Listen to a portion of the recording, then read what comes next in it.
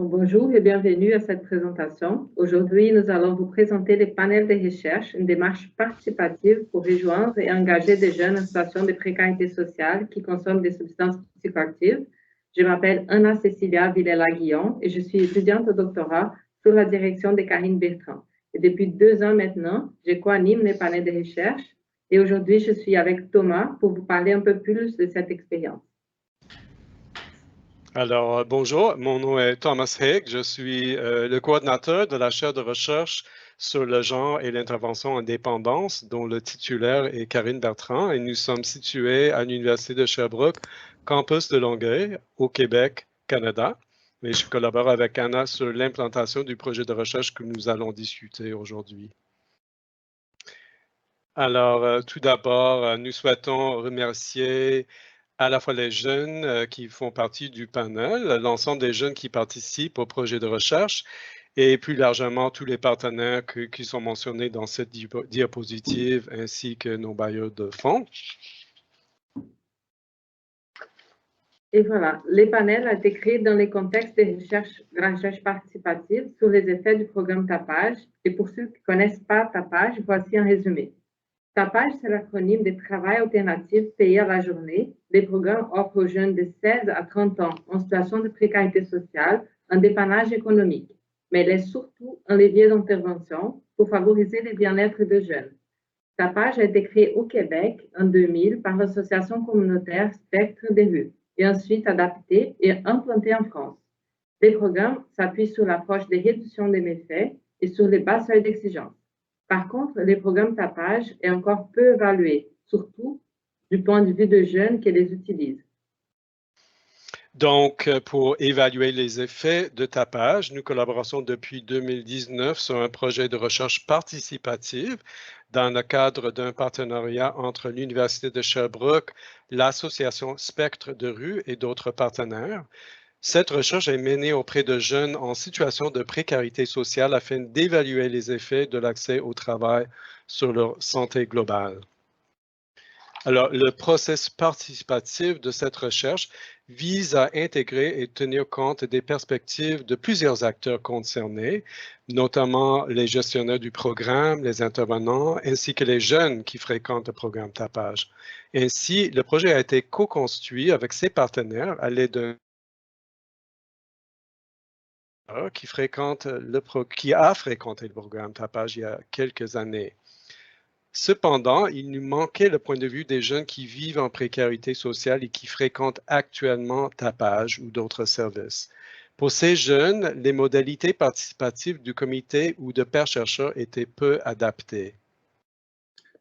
Donc, ainsi, afin de favoriser la participation des jeunes et de leur offrir un contexte plus propice pour contribuer à l'orientation de la recherche, le processus participatif a été adapté par la mise en place d'un panel de recherche basé sur une approche de bas seuil d'exigence. Pour implanter le panel, après les processus d'approbation éthique, un appel à la participation soutenu par les partenaires communautaires a permis de rejoindre les jeunes intéressés. Les personnes recrutées pour être panélistes reçoivent une compensation financière pour dédommager leur temps dédié aux activités du panel. Et ici, nous avons quelques données sociodémographiques. L'âge moyen des panélistes est de 25 ans et nous avons plusieurs personnes participantes issues de la diversité des genres, comme les personnes non-binaires, agenres et genres fluides.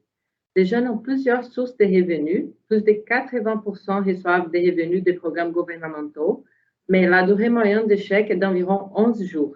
Donc, ils doivent chercher d'autres sources de revenus. Par exemple, 60% font du travail occasionnel.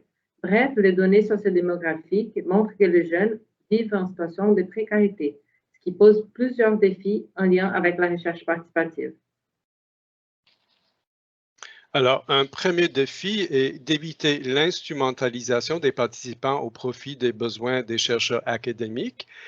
Pour répondre à ce défi, nous avons travaillé pour impliquer des jeunes dès le début aux prises de décision quant au fonctionnement du panel.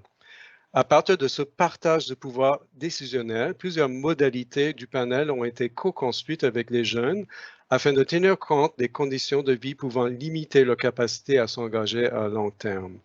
Il s'agit notamment de la régularité des rencontres qui ont lieu au même moment et au même endroit 2 fois par mois, ainsi que la non-obligation de s'abstenir de la consommation ni d'être présent à chaque rencontre. Avec cette base qui a été mise en place en 2019, nous avons commencé à réaliser une série d'activités. Donc, par le biais des rencontres animées par l'équipe de recherche, les panélistes ont d'abord collaboré à l'amélioration des outils de collecte de données et l'élaboration des stratégies de recrutement pour le plus large projet de recherche. Nous avons travaillé de façon artistique aussi sur leurs objectifs personnels en lien avec les objectifs de recherche. Par exemple, d'une façon un peu comique, une personne nous a expliqué qu'elle s'implique dans la recherche pour produire du blabla, mais dans l'optique que cela mènerait éventuellement à plus de financement pour les programmes offerts aux jeunes en précarité. Une réflexion sur les concepts a mené aussi un projet où les panélistes ont pris des photos pour illustrer qu'est-ce que c'est la précarité pour eux. Ce travail est exposé lors d'un événement communautaire organisé par le programme Tapage à l'été 2019. Et ces échanges ont servi pour consolider les concepts clés de la recherche et comme point de départ pour d'autres activités de création artistique visant à permettre aux participants de s'exprimer sur les résultats en les donnant un sens à partir de leur propre vécu. Ce qui mène à un autre défi, c'est celui d'impliquer les jeunes de manière significative aux étapes de validation, d'interprétation et de valorisation des résultats de recherche. Et pour relever ce défi, à partir de l'automne 2019, l'équipe de recherche travaille pour vulgariser les résultats dans un langage accessible afin de les présenter et discuter de façon graduelle pendant les rencontres du panel. Afin d'assurer assez de temps pour ce travail, avec l'accord des jeunes, nous avons augmenté la durée des rencontres et ajusté la compensation en conséquence. Ainsi, pendant la première partie des rencontres, nous pouvons présenter des résultats en lien avec une thématique auquel les jeunes s'intéressent, par exemple le logement. Ensuite, après une pause, il devient possible de réaliser des activités de création artistique en lien avec les résultats qui viennent d'être présentés. Et afin de bien orienter la réalisation des activités de création, nous avons embauché 3 personnes avec une expertise en médiation culturelle et création artistique en contexte de groupe. Ces personnes se sont intégrées à l'équipe d'animation et ont mené de façon participative des activités de création individuelles et collectives avec les jeunes. Ces personnes ont donc appuyé la création des œuvres artistiques par les jeunes, par exemple la réalisation des capsules vidéo où les panélistes s'expriment par rapport à leurs propres préoccupations, comme par exemple la gentrification, l'isolement ou la pauvreté. Les panels a créé aussi un zine qui intègre plusieurs créations comme des dessins et des poèmes. Ces zines regroupent aussi une série de scénettes en format de photoromans portant sur le vécu des panélistes en lien avec les différents thèmes des sorties des résultats de recherche, par exemple, les stigmatisations. On y retrouve aussi des recommandations formulées par les jeunes sur l'amélioration des services qui leur sont destinés. La version du final de zine vient d'être imprimée, la voici, et ce document sera diffusé dans le cadre des activités de lancement et sur l'Internet à partir d'avril 2022.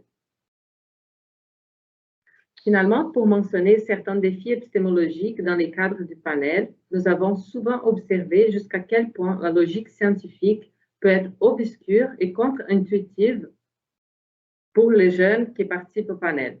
L'exposition à cette logique peut être vécue de façon négative par des personnes qui ne sont pas habituées et les pratiques de création artistique ont aidé à atténuer ces impacts et à faciliter l'appropriation et la compréhension de l'approche scientifique par les jeunes.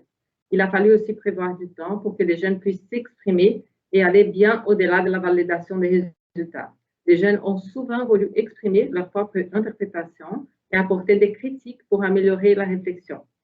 Nous avons aussi embarqué dans une expérience de coécriture avec les jeunes sur l'expérience du panel. Et pour ne pas imposer aux jeunes un format académique trop hermétique, nous avons co-rédigé l'article à l'aide des méthodes du théâtre de l'opprimé. Ces méthodes théâtrales ont facilité l'expression des jeunes dans leur propre langage. Le chapitre sera publié prochainement et offre un aperçu des défis rencontrés ainsi que les bénéfices de la démarche du panel. Et pour parler des bénéfices, pour les panélistes, ils comprennent la valorisation de leur savoir et le renforcement de leurs compétences et de leur participation en communauté. Au-delà du panel, les participants ont développé et exercé leur capacité de prise de parole lors des événements scientifiques et communautaires et même dans les cadres d'une rencontre avec des décideurs du gouvernement. À travers de ces activités, nous avons pu observer un renforcement des forces et des compétences des jeunes à s'exprimer et à faire valoir leurs perspectives, savoirs et recommandations. Et pour conclure, cette méthode a également apporté des bénéfices pour la recherche, dont l'augmentation de la validité et de la pertinence des résultats de recherche. Aussi, l'utilisation des formats artistiques créés de façon participative permet de vulgariser les résultats de recherche et d'illustrer des enjeux reliés aux inégalités dans un mode accessible à des publics plus habitués au langage scientifique. Et sur ce point, nous arrivons à la fin et nous remercions aux organisateurs pour cette opportunité de présenter notre projet. N'hésitez pas à nous contacter pour plus d'informations. Merci, à la prochaine.